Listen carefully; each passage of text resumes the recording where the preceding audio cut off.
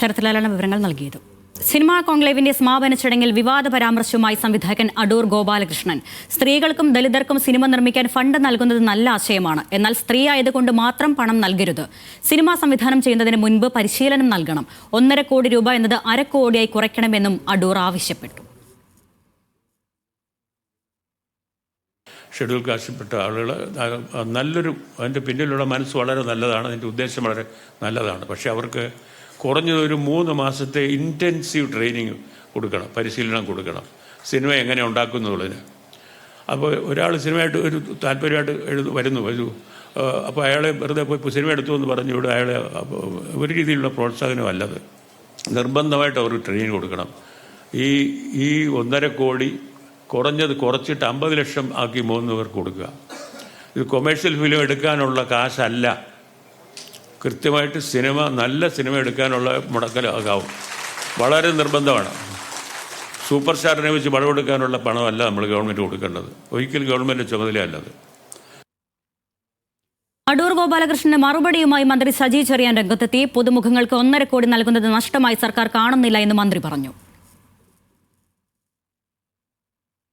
കൂടുതൽ സിനിമകൾ എടുക്കാൻ വേണ്ടിയുള്ള നിലപാടുകളിലേക്ക് വരുമ്പോൾ കൂടുതൽ സഹായങ്ങൾ കൊടുക്കേണ്ടി വരും.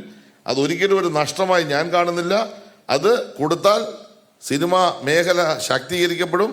അതിൻ്റെ ഭാഗമായി മറുഭാഗത്തൂടെ നമ്മുടെ ധനകാര്യ മേഖലയിലേക്ക് വലിയ തരത്തിലുള്ള സമ്പത്ത് ഒഴുകി വരും എന്ന കാര്യത്തിൽ ഒരു സംശയവുമില്ല. ആ കാര്യം പോളിസിയുടെ ഭാഗമായി തന്നെ ഉൾപ്പെടുത്തണം എന്ന് തന്നെയാണ് ഗവൺമെന്റിന്റെ പൊതുവായിട്ടുള്ള നിഗമനം, അഭിപ്രായം. ബിനിൽ ലീല സാബു നൽകും വിവരങ്ങൾ. ബിനിൽ, ഇന്ന് സിനിമാ കോൺക്ലേവ് സമാപനത്തിൽ എന്തൊക്കെയാണ് അടൂർ പറഞ്ഞു വെച്ച വാക്കുകൾ? ഇതിൽ മന്ത്രിയുടെ പ്രതികരണം ഏത് തരത്തിലായിരുന്നു? 2 ദിവസം നീണ്ടുനിന്ന സിനിമാ കോൺക്ലേവിന്റെ സമാപന ദിവസമായിരുന്നു എന്ന് അടൂർ ഗോപാലകൃഷ്ണനായിരുന്നു ഉദ്ഘാടകൻ. അദ്ദേഹത്തിന്റെ ഉദ്ഘാടന പ്രസംഗത്തിലാണ് വിവാദമായ ചില പരാമർശങ്ങൾ അദ്ദേഹം നടത്തിയത്.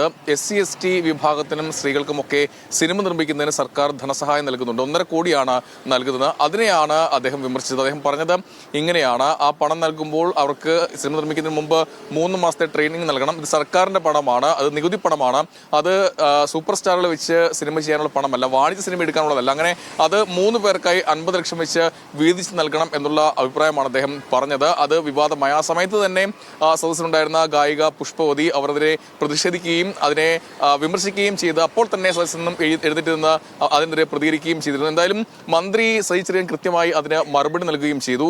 മന്ത്രി പറഞ്ഞത് ഈ ദളിത് വിഭാഗങ്ങൾക്ക് 98 വർഷമായി സിനിമയുടെ മുഖ്യധാരയിലേക്ക് കടന്നു വരാൻ കഴിഞ്ഞിട്ടില്ല. സ്ത്രീകൾക്കും സമാനമായ സ്ഥിതിയാണ് ഉള്ളത്. അതിനുവേണ്ടിയാണ്, അവരെ മുഖ്യധാരയിലേക്ക് കൊണ്ടുവരുന്നതിന് വേണ്ടിയാണ് ഈ തുക ഏർപ്പെടുത്തിയിട്ടുള്ളത്.